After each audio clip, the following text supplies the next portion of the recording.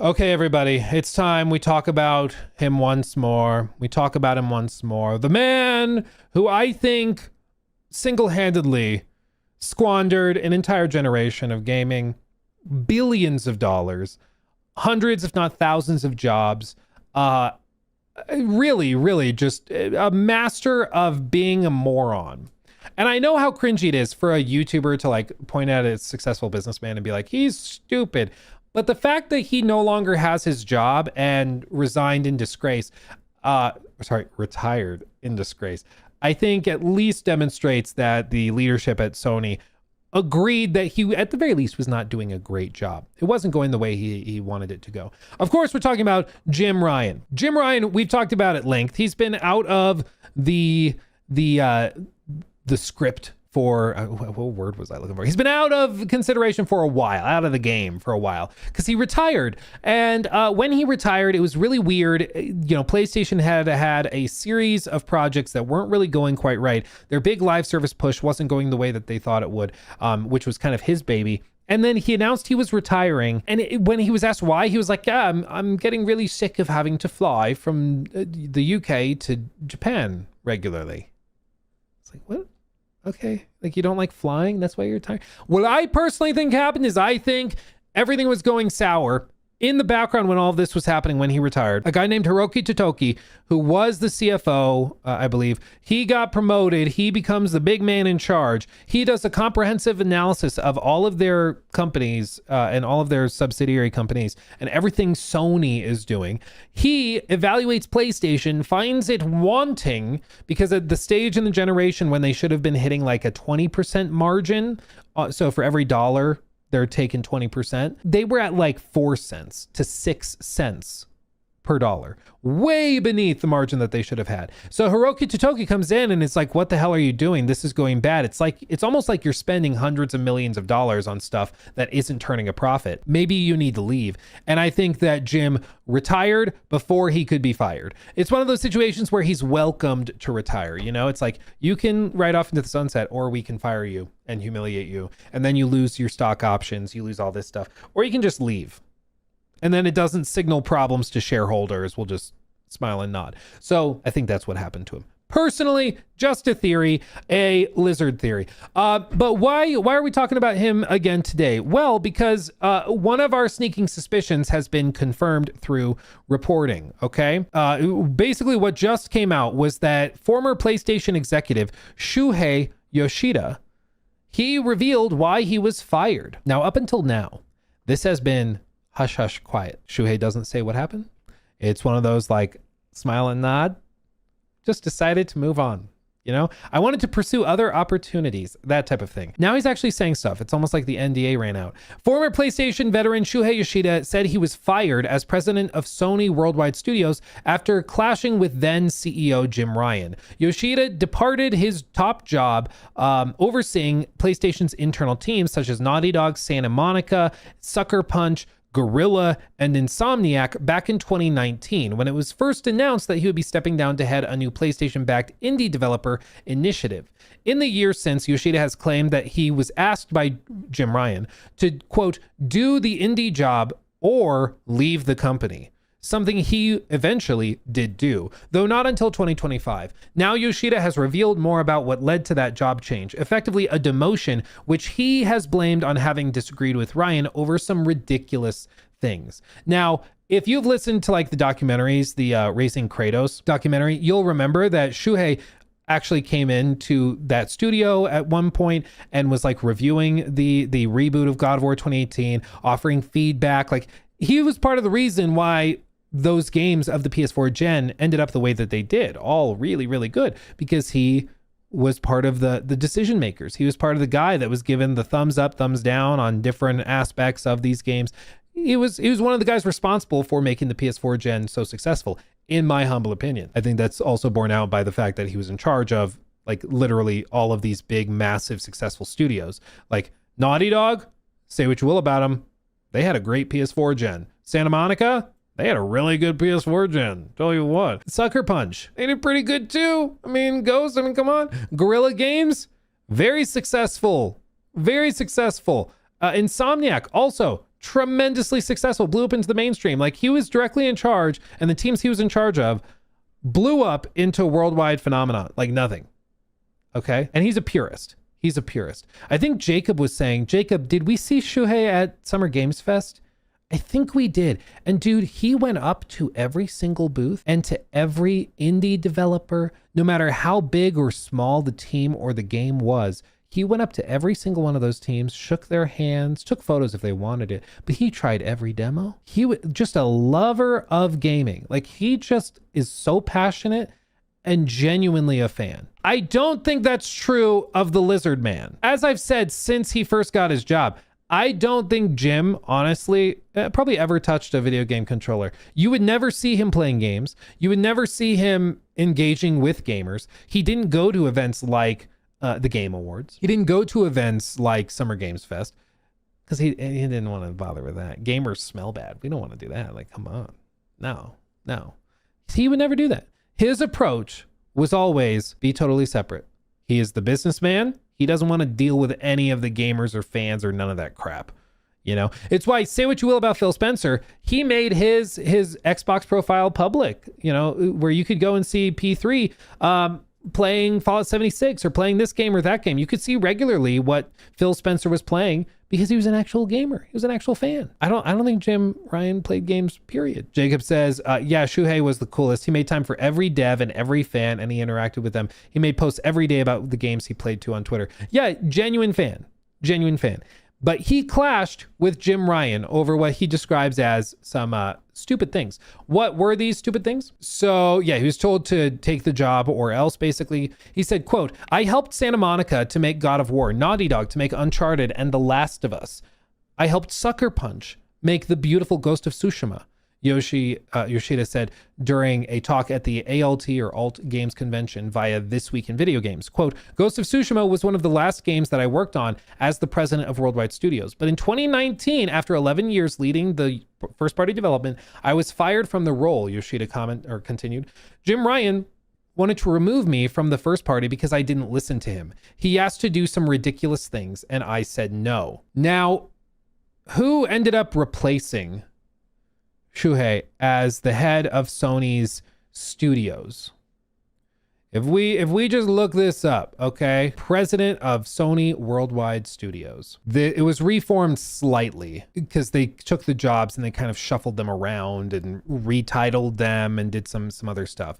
But what they now have it labeled as is the CEO of the Sony Studio Business Group. So the business of the studios. It's a slightly different title, but effectively it's the same thing apparently.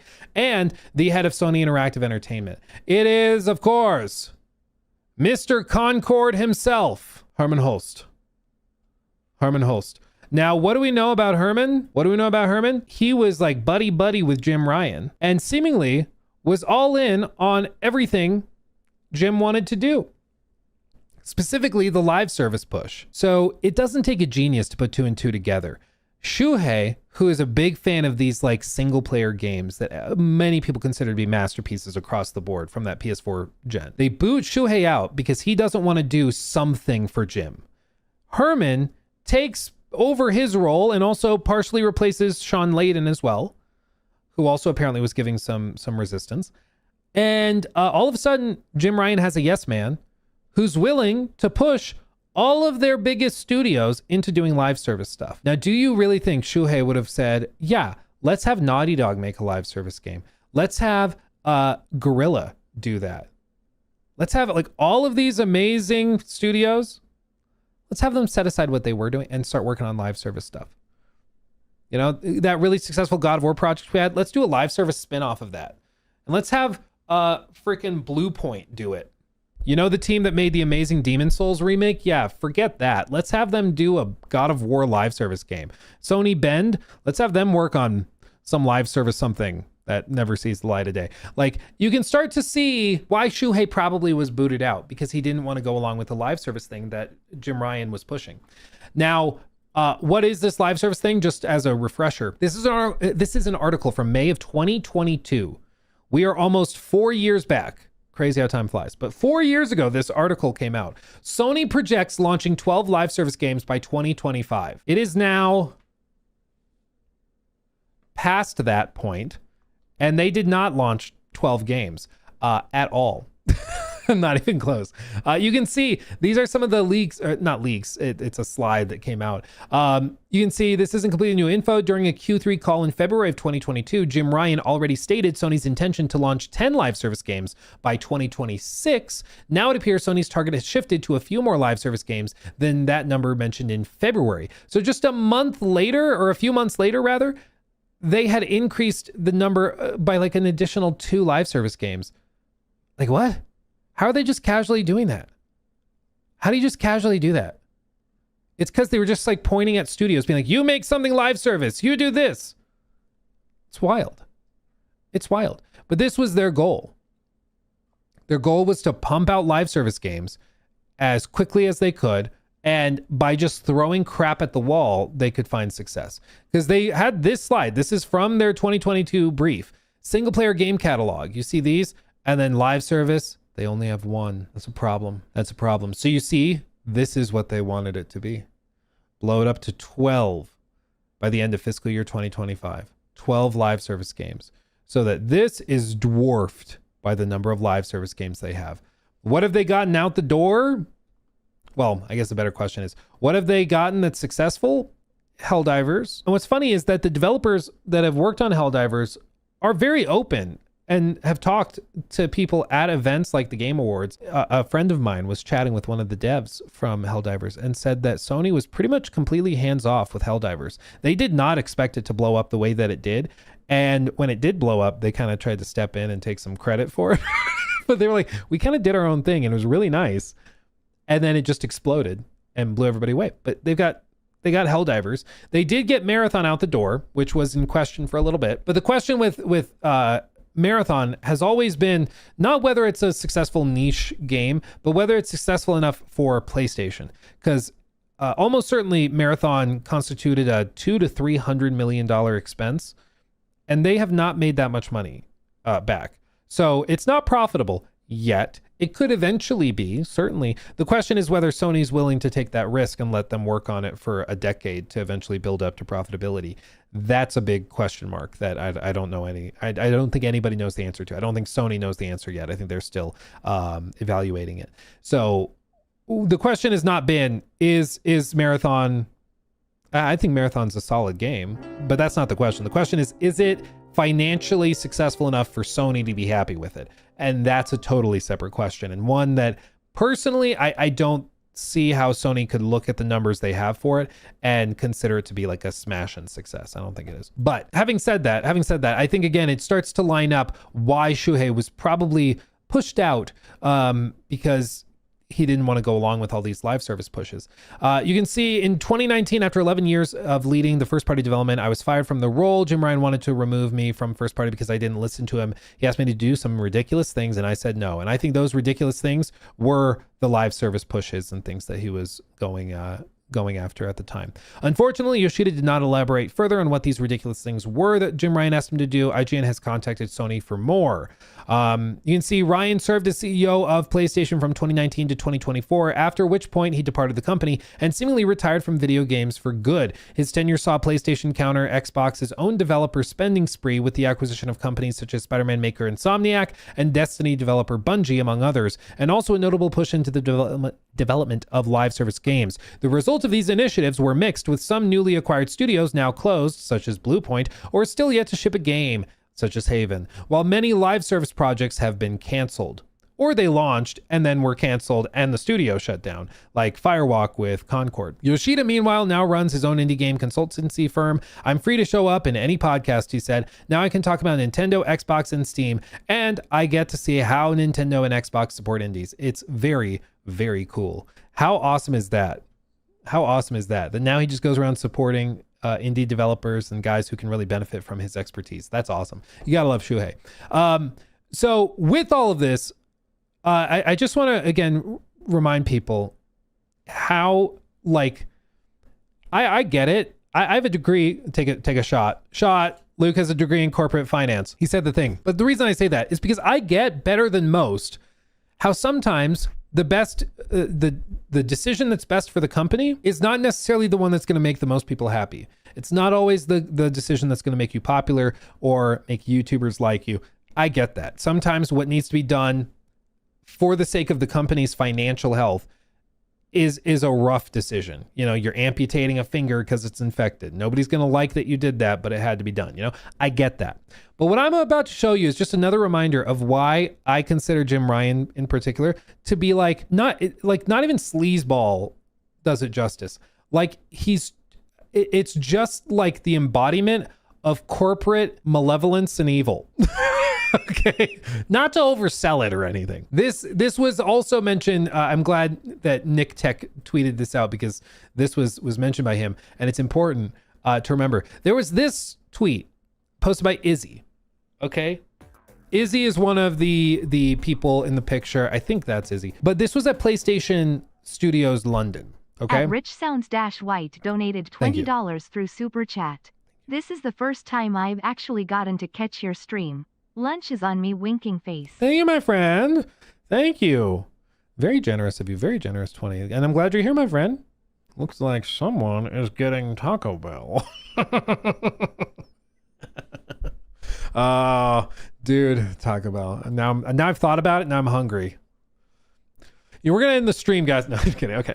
Thank you for the 20. Appreciate you, my friend. But so this picture was posted by Izzy. Izzy's in the photo with Jim Ryan, and this is at PlayStation London Studios. PlayStation London, I think they were doing like VR stuff, like PSVR stuff. I don't remember exactly what it was, but they were working on some games. What is important about this photo, though? Well, look at the sweet photo. It's an old elderly man standing with some young go-getters, you know, movers and shakers in the industry, and it's labeled, of course, "Farewell, Jim Ryan," with a little salute. This was after he announced that he was retiring and he was leaving the company imminently. He went to PlayStation London Studios and they threw a party for him. They had cakes, they had cupcakes with his like little face on it. Bye, Jim. Farewell, Jim. Good luck. 5 freaking days after he was in this photo, literally standing elbow to elbow with these people, he fired every single one. He shut down the studio. As he's standing here, smiling, he knows at this point, when he's taking this photo, these people are all about to lose their jobs 5 days later. If that's not some reptilian, evil corpo scumbag crap, I don't know what is. I get maybe as a company, it didn't make sense to have PlayStation London open anymore. I get that. But to stand and let these people throw you a party, smile, take pictures with them, be all buddy, knowing damn well you're about to lay all of them off, that's evil, man. That's slimy. That is slimy. There is a way to be an executive that has a heart and is a human being. This is something else. I'm glad Nick Tech tweeted this photo out, because when I sat down and I was like setting everything up to do this segment, I was like, I got to find that picture when he was with the London guys, because we've talked about this before, but I need people to remember this. It's important not to forget. And I'm glad that I'm not the only one. Nick Tech tweeted it out as well. We don't hate this guy enough. Remember when Jim Ryan was at PlayStation London Studios and after 5 days he announced the studio was being closed? The damage he has done to PlayStation and gaming by pushing live service so much was catastrophic. Yeah, and he got out in 2024. Concord pops and implodes and is a total disaster. I believe he left shortly before Concord. And at the time there was questions of whether he knew that was going to implode or not, or at least suspected it was. But he got out. Herman had the chance to try to turn things around. Didn't really do that. He's continued doubling down on it. They've closed a bunch of studios that were working on live service stuff. They've laid off even more people. I don't think there's any way to look at Jim Ryan's tenure as anything other than a cataclysmic disaster and a total waste of time, resources, people's labor, their passion, their love, their time, everything. He was an unmitigated disaster. And honestly, if Xbox weren't in such a bad spot themselves, I think PlayStation very likely could have seen a total cratering of their market share. But because Xbox was also busy crapping the bed at the same time, there's got to be a Amber Heard joke there somewhere, right? Like there's got to be. While Xbox was pulling an Amber at the same time, because of that, they also couldn't take advantage of these mistakes that PlayStation was making so consistently. It's too bad.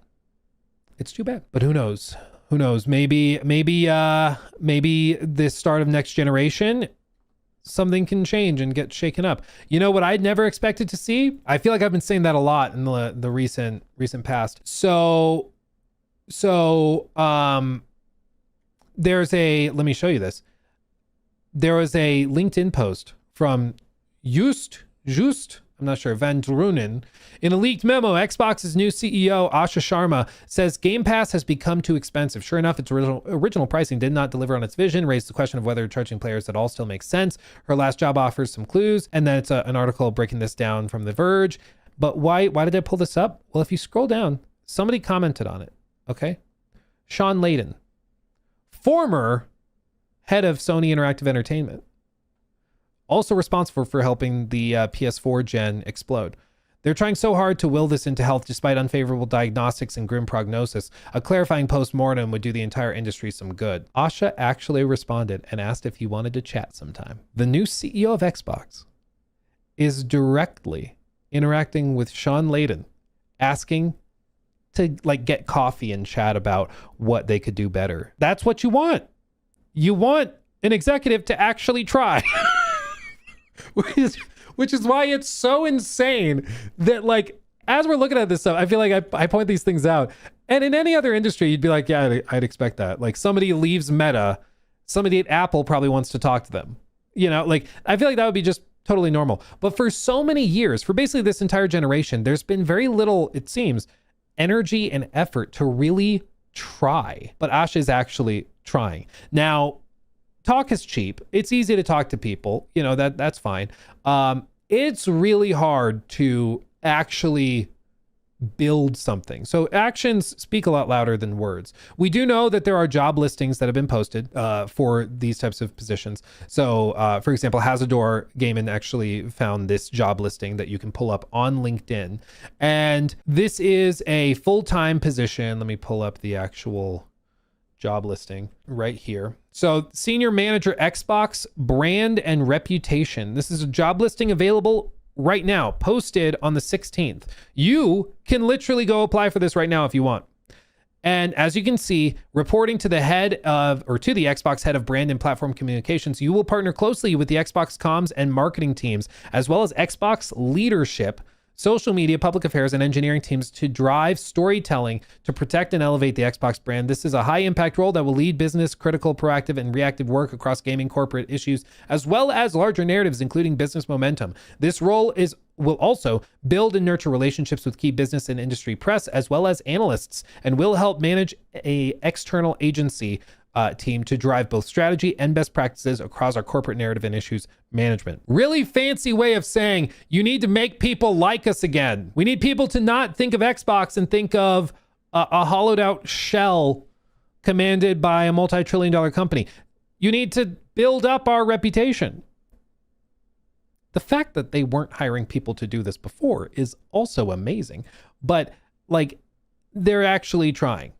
And as I've said for months since this first started happening, the healthiest thing for all of gaming is for there to be really healthy competition across the board. A dominant, monopolistic PlayStation is not good for the industry. You may think it is, we'll get more Last of Us style games. Demonstrably not. You might get less, because the executives will get so full of themselves, they'll just start pushing live service stuff. And then you'll have to wait a decade before you get another game from Naughty Dog. So just because you think maybe it'll be just fine, no, competition is what keeps them pushing. That's what keeps them pushing and trying. That's a $500K job, by the way. Most of the money you would make from that job would be in stock options. I'll tell you what.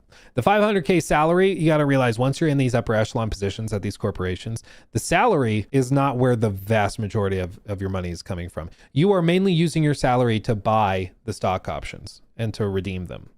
That's where most of your money is. So yeah, the $500K is, just to be clear, that's a lot of money. That's like a sliver of the total package you're probably getting. Who was worse, Jim Ryan or Don Matrick? Honestly, it's a good question. I think in terms of I think Don Matrick's effects and mistakes have cascaded for basically, at this point, over a decade. I mean, since 2013, it's spilled over even to today. So 13 years. It's probably going on 15 years soon enough. So Don's track record, still to this day, his mistakes are being felt because he started the downward trend. I don't know what Jim Ryan's long-term effect is going to be because it seems like they're trying to clean up his mess pretty aggressively and quickly. There's still remnants with Fair Game $, with Hunter's Gathering and stuff like that, but it seems like a lot of his stuff they're trying to shake off. So in 5 years, people may not remember any of the effects of Jim Ryan, and it'll just be like, yeah, the PS5 was kind of hollow for the first 5 years or so, but then it was pretty solid. That's at least my hope. But as of right now, I think Don Matrick still has it. He's giving him a run for his money, but Don, Cameron says Don literally almost killed Xbox as a company. I mean, literally, he kind of, if you were trying to cause Xbox to implode, you pretty much do exactly what Don Matrick did to a T across the board. It really was impressive. It really, really was impressive. But anyway, all of this to say, I think that there's the potential for some actual competition to come. They are hiring people. Asha is willing to talk with people to try, and even people from the other side of the competitive aisle, willing to have those conversations to at least get some feedback and try to figure it out. And that's what you would hope to see, to actually be willing to open the door and get as much feedback and hear as many perspectives as you can to make a better decision. She still has to make the right decisions and still has to lead Xbox out of a pit. But so far, it seems to me she's doing everything right, and she's not hunkering down. Jim Ryan, if you look at how he ran it when he took over PlayStation, it was immediately he was hired to push live service. That was clear. It didn't matter if there was people giving pushback. If they gave him pushback, he would fire them, as we saw with Shuhei, which obviously I think was a mistake. Imagine how different this generation would have been if Shuhei had been allowed to stay in that position. Just fathom not having wasted 6 years on live service crap. Imagine how different this generation would have been, and how many people would still be employed, how many studios would have blown up, how Blue Point almost certainly would have pumped out Bloodborne remake or whatever by now. Totally different. But Jim Ryan wasn't interested in opinions. He was doing what he wanted to do, and so he pushed it into the ground. Whereas Asha, at least right now, is willing to talk to people even if they are saying stuff like Xbox, are trying so hard to will this Game Pass into health despite unfavorable diagnostics and a grim prognosis. Clearly not a believer in Game Pass, and Asha wants to talk to him instead of la la la la la la la, I can't hear you. She's actually willing to talk, which is exactly what I would hope to see. So we'll see. Fingers crossed they can figure it out, because the best thing for PlayStation is if Xbox is happy and healthy. The best thing for Xbox is if PlayStation is a healthy competitor, and Nintendo's kind of its own thing. They kind of are in their own bubble, but either way, I hope that they can figure it out. But just another reminder of why Jim Ryan sucked. So there you go. He took my thing.